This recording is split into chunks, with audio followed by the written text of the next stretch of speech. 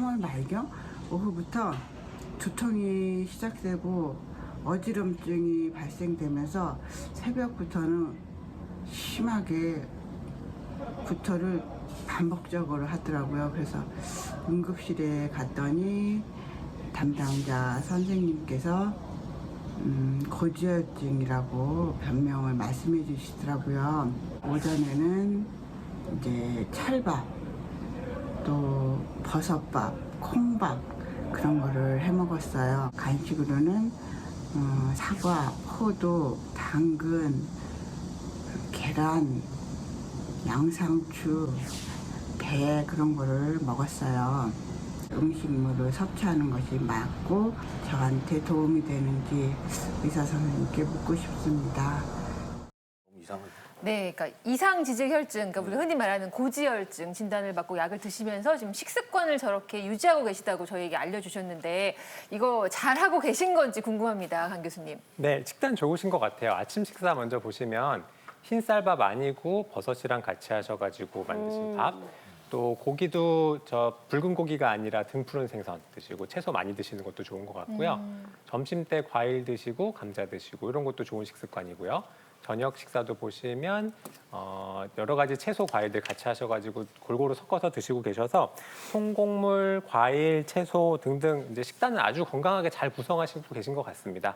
이제 다만 저 등푸른 생선 드시고 계신데 단백질 섭취량이 좀 부족한 거 아닌가 하는 걱정이 하나 있고 또 식단을 보니까 좀 걱정되는 게 딱 하나 있네요. 걱정되는 거요? 그냥 봤을 때는 굉장히 건강한 그러니까. 식단인데 뭐 영양 과잉 이런 건가요? 뭐죠? 콜레스테롤 관리, 나누어 먹고 식사 횟수를 늘려라. 저 사례자분 네, 조금씩 먹고 식사 횟수를 늘려라. 콜레스테롤 관리를 위해서 지금 강시혁 교수님께서 제시를 해주셨어요. 네, 식사 횟수가 조금 적으신 것 같아요. 중간에 간식 하나 드시는데 횟수가 조금 적으신 것 같고 연구에 따르면 하루 한두 번 식사하시는 분보다 하루 대여섯 번 식사하시는 분들이 칼로리 섭취는 총 열량 섭취는 한 1000칼로리 정도 더 많기는 한데 콜레스테롤은 오히려 30 낮다고 하거든요. 진짜요? 그래서 하루 한 끼, 두 끼 몰아서 드시는 것보다는 여러 끼에서 나눠 드시는 게 오히려 콜레스테롤 관리에는 도움이 될 것 같습니다. 그래서 저 간식만 드시지 마시고 식사량을 좀 줄이더라도 여러 끼로 나눠가지고 세 끼 골고루 지금처럼 건강한 저 식단 유지하시면서 드시면 조금 더 좋을 것 같습니다. 네, 제 주변에 요즘 일일 일식 하시는 분들이 굉장히 많거든요. 근데 또 혈관을 생각하면 조금 다시 한번 생각해 볼 필요도 있을 것 같고. 근데 사실 제가 달걀을 너무 좋아하거든요. 그래서 저는 아무리 진수성찬이 차려져 있어도 계란 후라이가 없으면은 뭔가 좀 불만스러워서 하루에 몇 개씩 먹는데 콜레스테롤이 높을 때는 이거 계란 먹지 말아라, 달걀 먹지 말아라. 그런데 괜찮은 건지요? 저도 들은 적이 예. 있어요. 그쵸? 계란 후라이나 이런 노른자였나 그쪽에 콜레스테롤이 많다는 얘기 맞아요. 들었는데 그럼 콜레스테롤이 좀 수치가 높으신 분들은 드시면 안 되겠네요. 그죠? 위험하죠, 드시면은. 네. 네, 정확하게 알고 계신데요. 어. 계란 노른자가 사실은 가장 그 콜레스테롤 함유량이 많은 식품 중에 하나입니다. 180ml에서 240ml까지 이제 함유가 돼 있다고 하는데요. 근데 이게 너무 논란이 되니까 실제로 이게 심혈관 질환을 높이느냐를 여러 가지 연구를 했더니 잠정적인 결론은 뭐냐면 매일 하루에 계란 노른자 2개까지는 괜찮다. 네, 이렇게 얘기를 하고 있습니다. 그리고 사실은 이 계란 노른자에 이 콜레스테롤만 있는 게 아니고요. 단백질, 그다음에 특히 무엇보다도 비타민이 굉장히 풍부하게 있거든요. 심지어는 레시틴이라고 콜레스테롤 흡수 억제하는 성분도 있습니다. 그래서 그래요? 네, 그래서 꼭 제한하실 필요는 없고 아까 말씀드린 것처럼 2개까지는 안전하다 이렇게 보시면 선생님, 되겠습니다. 저는 고지혈증이 없으면 3개 먹어도 괜찮은 것 같아요. 진짜 너무 좋아하거든요, 제가. 네네네. 네. 그것도 굉장히 중요한 말씀이신데요. 사실은 네. 이제 지금 말씀드리려던 참인데 네.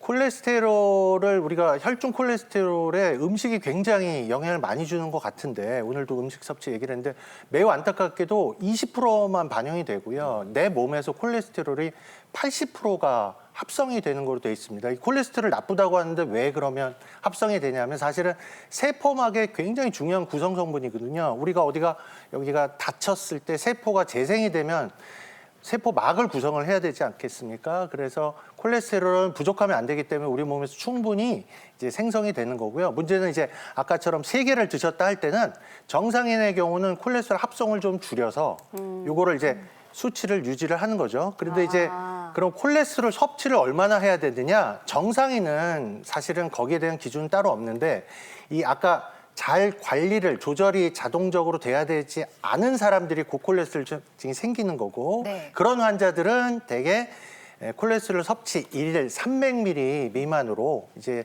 제한할 것을 얘기를 하고 있습니다. 임수민 아나운서 달걀 말고 메추리알 드세요. 메추리알을 3개 드시면 메추리알은 한 5개. 10개씩 먹어야 되는데.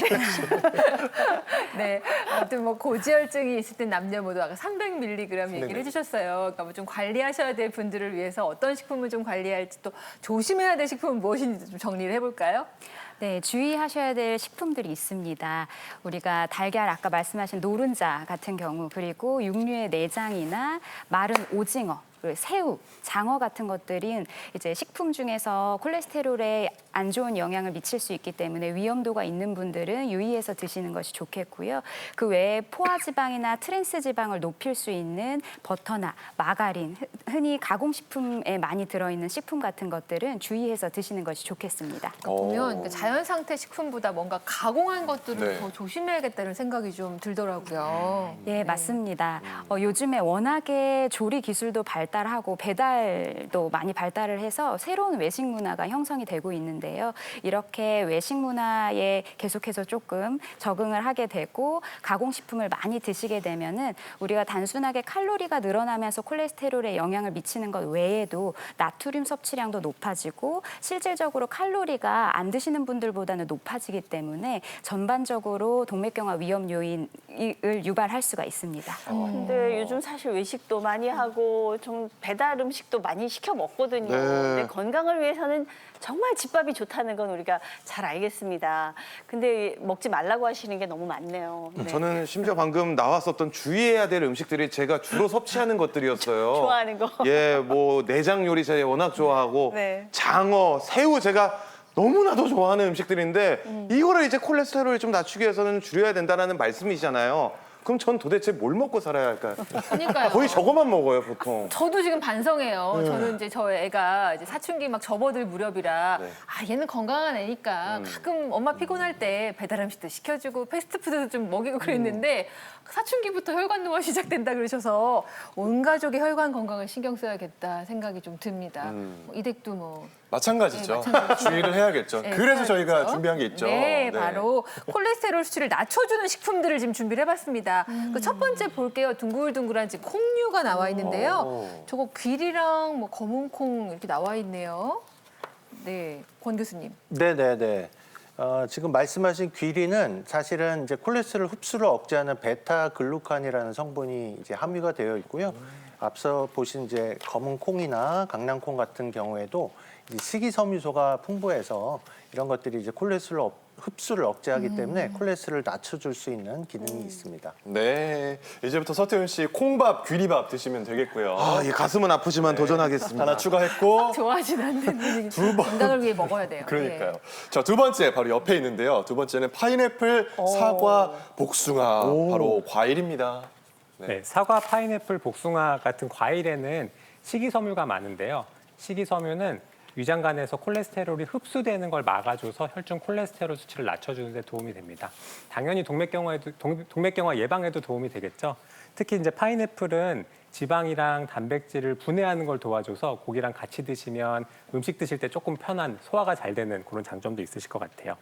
그런데 단 한 가지, 당뇨가 있으신 분들은 요즘 과일들이 많이 달아졌거든요. 네, 맞아요. 네, 당뇨 있으신 분들은 과일 너무 많이 드시는 거는 혈당을 올릴 수 있으니 주의하셨으면 좋겠습니다.